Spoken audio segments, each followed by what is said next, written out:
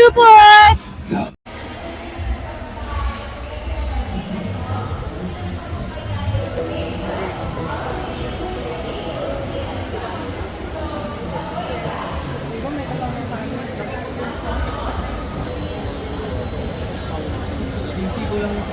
Next. Next up. Shuffle. Very nice. Stevia, chocolate, ang sweetener is ito pong halaman. Sal na nag-booms daw po siya ng tsokolate eh. Ito po yun.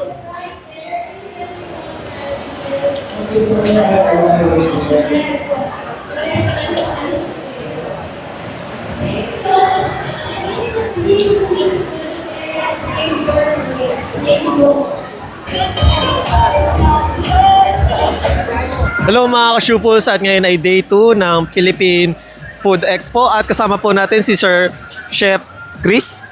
Hello, magandang araw sa inyong lahat. And sir, sino pala yung mga kasama po natin ngayon, sir? Sila yung mga kaibigan ko from RFRG. Ang ginagawa nila, nagre-reenact sila ng mga damit, ng mga uniforme at ng mga makasaysayang mga nangyari sa Pilipinas. And sir, regarding pala sa event na to, sir, is first time nyo po ba ma-invite dito sa Food Expo ko?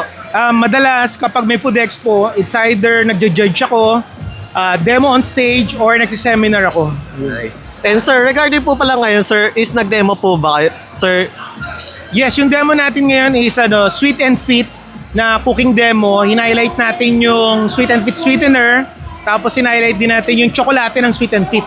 yan, yung kayo Sir Rizal na, sir. Ayun, ginawa natin yung makasaysayang champurado ni Jose Rizal. Natikman ko masarap. And sir, regarding pala sa pagde-demo nyo, sir, is na-experience nyo na po ba na parang na-mental block kayo, kinabahan kayo? Paano po ba, sir?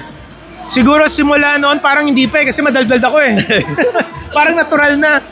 And ayun pala, sir, regarding pala sa event, tsaka syempre nakikita rin kayo sa TV, ano po yung mas masaya, sir, or parang mas nakakakaba pag nagkamali or parang hindi naman nagkakamali, sir?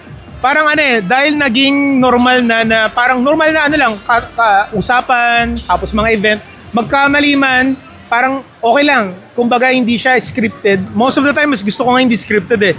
Kadalasan pag nagkakamali, nagiging part na nagiging tawanan na, lalong nagiging alive yung audience natin. And sir, regarding pala sa pagiging chef, sir, is paano nyo pala na-acquire yung gantong skills na kasi naglilibot kayo sa Pilipinas? Paano nyo po na-perfect or parang natutunan yung mga iba't ibang dishes, sir? Bata pa lang ako nagluluto na yung buong pamilya namin, family ng mga kusinero, and then nagkaroon ako ng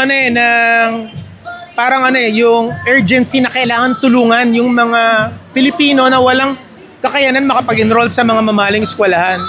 Dahil may potential sila, ang problema, wala silang budget. Kaya umikot ako sa buong Pilipinas para magturo ng libre. Nice.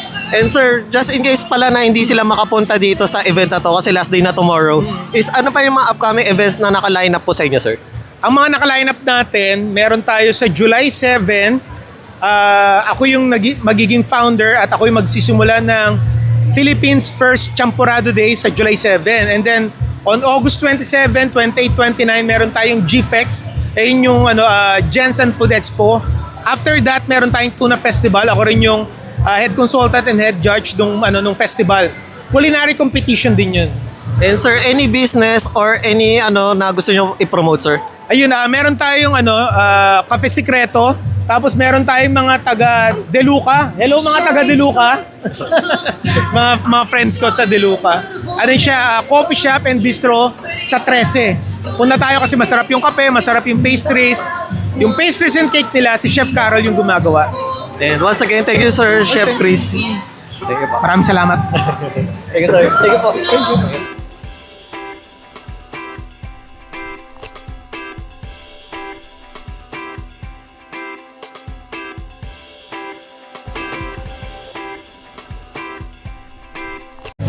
Hello mga Kachupos! Candy Veloso here! Hello mga Kachupos! Yan, subscribe na! Hello mga Kachupos! Hello mga ka-Chuples, kumusta kayong lahat? Ito po si Ronnie Liang. Hello mga Kachupos! Hello sa inyo mga ka-Chupos. Hello mga ka-Chupos, at ngayon ay day 2 ng Philippine Food Expo at kasama